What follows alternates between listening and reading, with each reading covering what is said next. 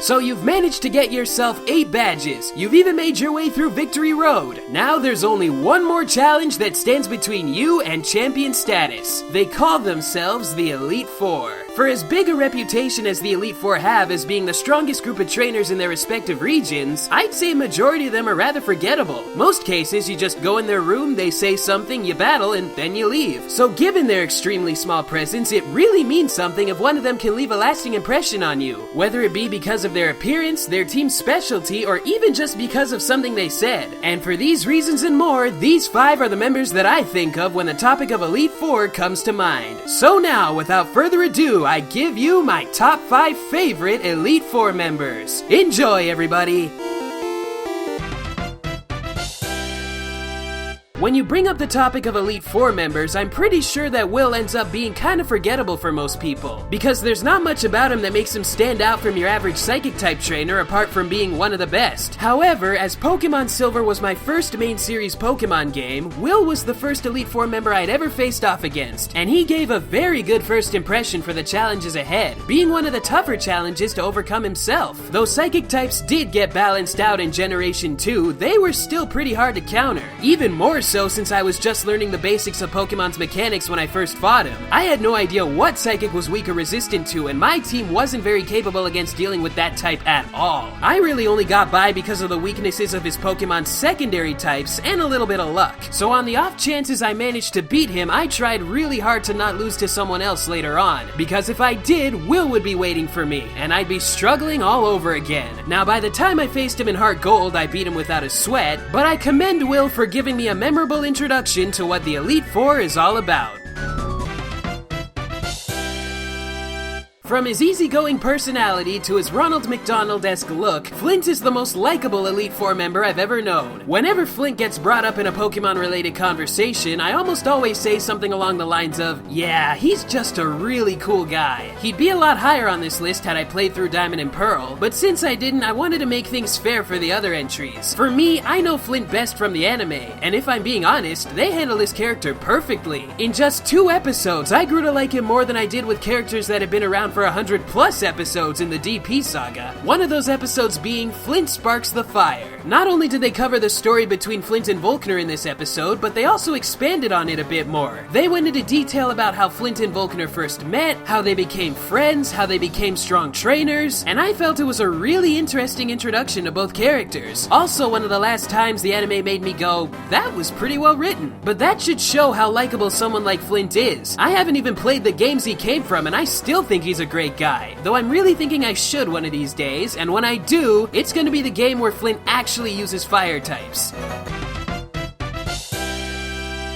I was already well versed with Pokemon when I got around to playing through the Gen 1 games, but it was still an amazing experience for me. After going through Kanto in its original format, seeing so many things that were absent from Silver, I was really interested in seeing if the Elite Four was any different as well. Upon entering the Indigo League, I encountered Lorelei, and it felt as if I was facing the Elite Four for the very first time again. I think it was the combination of the Bare Bones room and the Kanto gym theme that probably gave me that image, and though I came prepared, I didn't feel ready to take her on, if that makes sense. Lorelei may be the first in line, but much like Will, she's definitely no pushover. I played through Yellow, and that's probably where Lorelei's team is at its best in the original games. Though the battle against her was memorable, from a character perspective, I initially found Lorelei to be a bit mysterious, as you get the least amount of info about her herself out of the original Elite Four. So I thought it was great when Fire Red and Leaf Green's aftergame delved into her backstory, showing where she grew up, how she got her signature Lapras, and overall giving us a lot more insight on who this beautiful lady is. Speaking of which, have you seen her in the anime? She made her one and only appearance in the Mandarin Island mismatch, where she was stunningly beautiful and surprisingly well endowed. I mean, it's so noticeable, I'm not even sure how it went unaltered in the dub, but I'm not gonna complain. How this guy managed to go up in the ranks from gym leader to Elite Four member is never explained, but taking one look at Koga will let you know that he deserves the status he's got. Koga's strategy is summed up in one of his pre-battle quotes where he says, "Pokemon is not all about brute force, you shall see soon enough." He's not gonna try and one-shot the opponent, more rather he chooses to mess around with his opponent's mind, ironically more so than the guy before him, and because of that, he was a pain to take down. Every member of his team can give you trouble, but his Gen 2 Muk Muck in particular was a monster. It can raise evasion with minimize, so you have a hard time landing attacks, followed up by a Toxic and even more evasion raising if you're unlucky. While you're trying to get a hit in, Toxic is gradually sapping your health away, and if Muck uses acid armor, the hits you do land probably won't do much. Finally, if he's feeling merciful, he can just use a stab sludge bomb backed up by a strong attack stat to finish you off. That kind of battle approach is what made Koga stand out to me. He showed that with a good strategy, you can make practically anything work. Don't count out specific types of Pokemon just because they're not the heaviest hitters. Also, I guess I should mention that Koga's a ninja. I mean, I don't have to tell you how cool that is already, but you know, he's a ninja.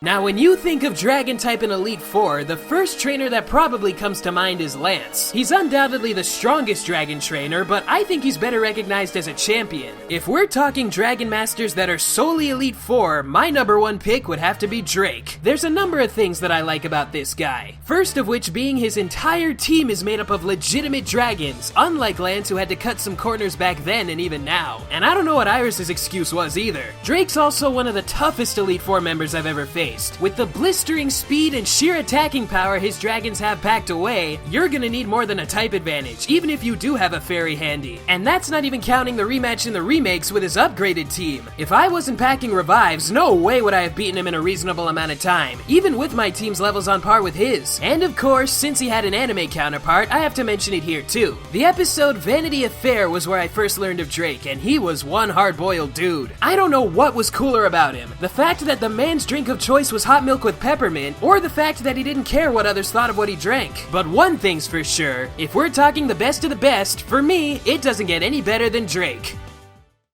Hey guys, thanks for watching. I really hope you enjoyed. Now, if you have a favorite Elite Four member, feel free to tell me who it is in the comments below. Also, don't forget to like, favorite, share, subscribe, and all the other good stuff. According to what I've heard, that really helps me out a lot. I would say that Pokemonth continues next Saturday, but judging from last year, I don't want to jinx myself. But rest assured, it is being worked on, and I really hope to have it out on that day. That'd be great if I could do that. So yeah, with that, I'll see you guys next time. Catch you later.